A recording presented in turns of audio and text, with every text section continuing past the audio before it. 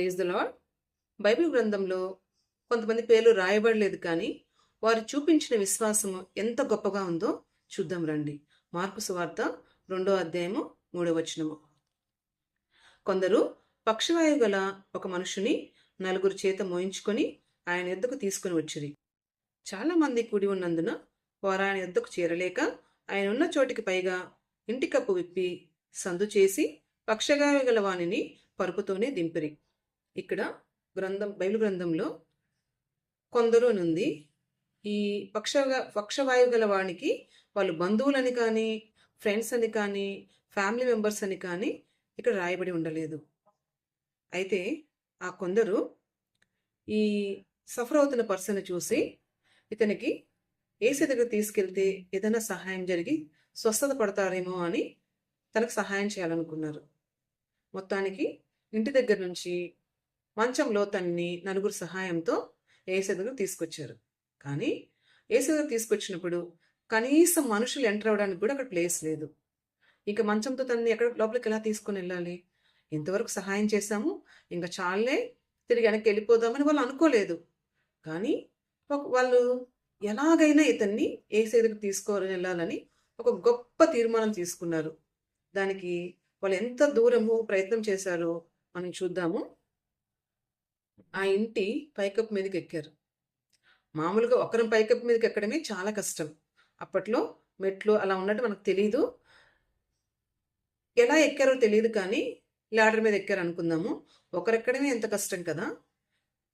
నలుగురు ఎక్కడము, ఆ మంచాన్ని పైకి తీసుకురావడం అనేది ఇంకా కష్టము.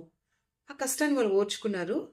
పైకి తీసుకెళ్ళిన తర్వాత ఆ కప్పుని కట్ చేసి మంచాన్ని కిందకి దించాలి. కప్పుని కట్ చేయడం అనేది చిన్న విషయం ఏం కాదు. ఒక మంచం దిగడానికి సరిపోయేంత కప్పు కట్ చేయడం అనేది కూడా కష్టమైన పని.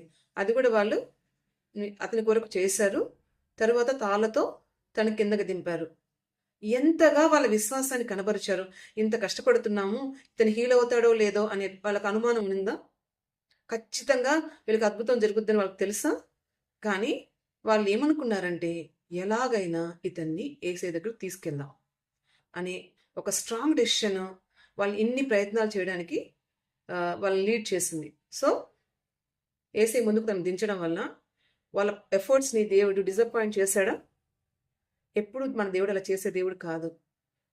వాళ్ళ యొక్క ప్రయత్నాన్ని చూసి ఏసయ్య ఎంత అద్భుతం చేశాడంటే, ఆ పక్షవాయువు గల వాడిని స్వస్థపరిచాడు. ఆ పక్షవాయువు గల వాడికి రోగం ఎందుకు వచ్చిందండి? వాక్యంలో ఏం రాయబడింది? పాపము చేయొద్దు అని రాయబడింది. అంటే అతను పాపం చేసి రోగాన్ని తెచ్చుకున్న వాడిలాగా ఉన్నాడు. సో ఏసై ఏం చేశాడు? అతడు ఈ స్వస్థతకి అర్హుడు కానప్పటికీ ఈ కొందరి వలనే అతన్ని క్షమించి అతనికి స్వస్థత వచ్చేటట్లు చేశారు. మనం కూడా ఏసైని తెలుసుకొని ఎన్నో అద్భుతాలు, ఎన్నో విక్టరీస్, ఎంతో సహాయం పొందుకున్న మనము వేరే వారి కోసము ఎంతవరకు సహాయం చేస్తున్నాము? వారి సఫరింగ్లో నుంచి వాళ్ళు విడుదల పొందడానికి మనం సహాయపడుతున్నామా? ఒక చిన్న ప్రయత్నం చేస్తాము, చాలా చేసేసాను ఫీల్ అవుతాము, అంతటితో ఆగిపోతాం. మరలా మనసులో ఏమనుకుంటామంటే, అమ్మ ఇంతవరకు చేశాను కదా, ఇంతకంటే నేను చేయలేను. కానీ ఆ కొందరు అనేవాళ్ళు అంతటితో ఆగలేదు. ఒక హర్డుల్ నుంచి ఇంకో హర్డుల్ దాటుకుంటూ ఖచ్చితంగా వాళ్ళు ఏసై దగ్గర అతను తీసుకెళ్ళగలిగారు. మన చుట్టూ వాళ్ళకి కూడా ఒకసారి వాక్యం చెప్తాము, మనకి ఇబ్బంది ఎదురవుద్ది, అమ్మ ఇంక చాలు, ఇంకొకసారి మనం చెప్పకూడదు అనుకుంటాము. ఆ హర్డిల్ దాటుకొని వాళ్ళ గురించి ప్రార్థించి ఆ సఫరింగ్లో నుంచి వాళ్ళని బయటకు తీసుకురావాలని ఎన్నిసార్లు మనం ఆలోచించుంటాం చెప్పండి, అంత స్ట్రాంగ్గా. ఈ కొందరు పేర్లు కూడా రాయబడని బైబిల్లో ఈ కొందరు తీసుకున్న స్ట్రాంగ్ డెసిషన్ నువ్వు నేను తీసుకున్నామా? తీసుకోకపోతే ఇప్పటి నుంచి తీసుకొని అనేక మందికి మనం బ్లెస్సింగ్గా మారుదాం. Praise the lord.